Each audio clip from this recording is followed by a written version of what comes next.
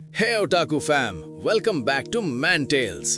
आज हम एक्सप्लेन करने जा रहे हैं सोलो लेवलिंग चैप्टर 116 और गाइस ये चैप्टर का एंडिंग शॉकिंग है, तो बिना टाइम वेस्ट किए लेट्स डाइव इन।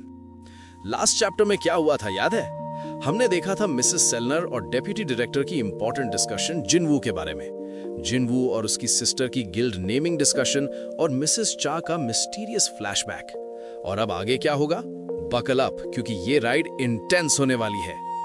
चैप्टर की ओपनिंग में हम देखते हैं नाइट्स गिल्ड के ऑफिस में पाक जोंग सू, नाइट्स गिल्ड का गिल्ड मास्टर, अपने गिल्ड मेंबर्स के साथ सीरियस डिस्कशन कर रहे हैं। एक गिल्ड मेंबर वॉरिड टोन में कहता है, मास्टर, जो डंजन गेट ओपन हुआ है, एसोसिएशन हमें परमिशन नहीं दे रही। मास्टर पूछता है, क्यों, क्या प्रॉब्लम है?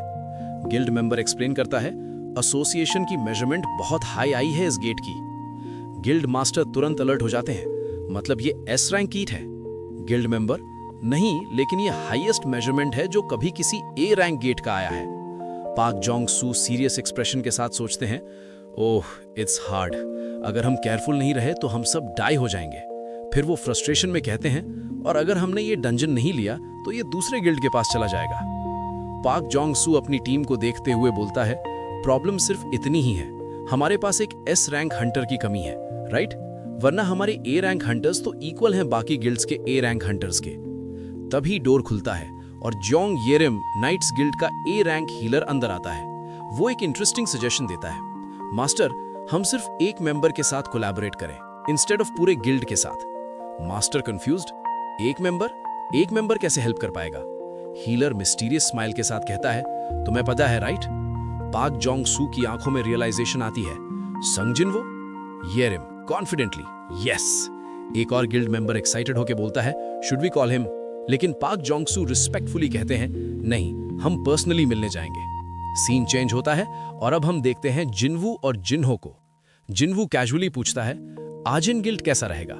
जिन्हो एंथुजियास्टिकली, हाँ ये एकदम सही रहेगा, एनीथिंग बट सोलो प्ले।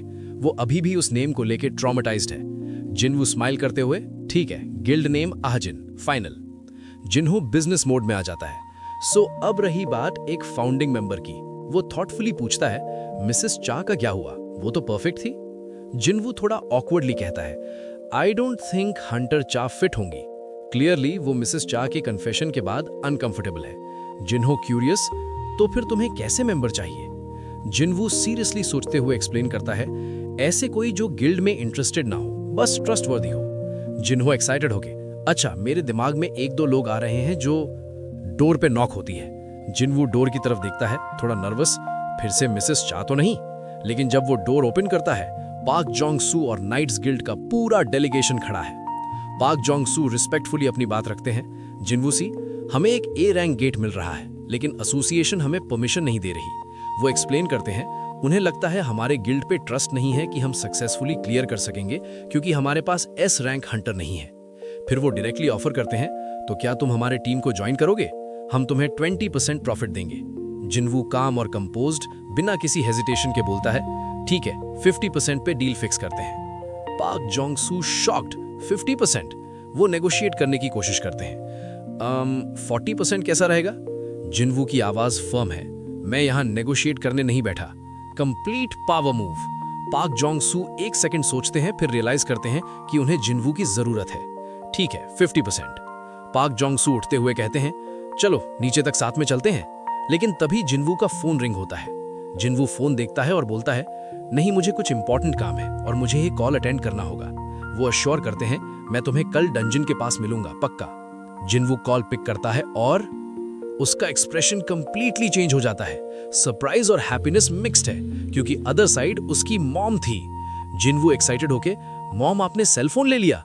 उसकी मॉम स्वीट वॉइस में, हाँ बेटा, और मैंने सबसे पहले तुम्हें कॉल किया। ये मोमेंट बहुत इमोशनल है। उसकी मॉम फाइनली रिकवर हो रही है। जिनवू इमीडिएटली सजेस्ट करता है, चलो मॉम, आज रात को हम तीनों फैमिली डिनर के लिए चलते हैं। मॉम हैप्पीली एग्री करती है। फाइनली जिनवू का फैमिली कंप्लीट हो रहा है। नेक्स्ट डे दिखता है, नाइट्स गिल्ड के सारे मेंबर्स डंजन गेट के सामने वेट कर रहे हैं। सब जिनवू का इंतजार कर रहे हैं, क्योंकि उन्हें डंजन में एंटर करना है। कट टू जिनवू, वो अपने घर से निकल रहा है। वो स्काई को देखता है, वेदर तो बहुत खराब है। कंसर्न्ड ब्रदर मोड में सोचता है, जिना ने अम्ब्रेला लिया होगा कि नहीं। लेकिन फिर जिनवू को एक आइडिया आता है। वो अपनी शैडो एक्सचेंज स्किल यूज करता है और वुश इंस्टेंटली डंजन लोकेशन पे टेलीपोर्ट हो जाता है। सीन कंप्लीटली चेंज हो जाता है। अब हम एक नॉर्मल हाई स्कूल देखते हैं। कुछ स्टूडेंट्स हैं जो अपने आर्ट क्लास के लिए प्लास्टिक फिगर्स लेने जा रहे हैं। वो कैजुअली बात कर रहे हैं, हंसी मजाक कर रहे हैं। Everything seems normal. लेकिन जब वो स्टोर रूम के पास पहुंचते हैं, उनकी आंखें वाइड हो जाती हैं। यहाँ पे भी एक गेट खुला है, लेकिन ये कोई नॉर्मल गेट नहीं, ये स्कूल के अंदर है। अचानक गेट से एक मैसिव मॉन्स्टर का हाथ बाहर आता है। वो हाथ रेजर शार्प क्लॉज के साथ एक लड़के का हेड पकड़ लेता है और क्रश, कंप्लीट साइलेंस। और हमें पता चलता है ये वही स्कूल है जहां जिना पढ़ती है, जिनवू की छोटी बहन। और यहाँ पे चैप्टर 116 खत्म होता है।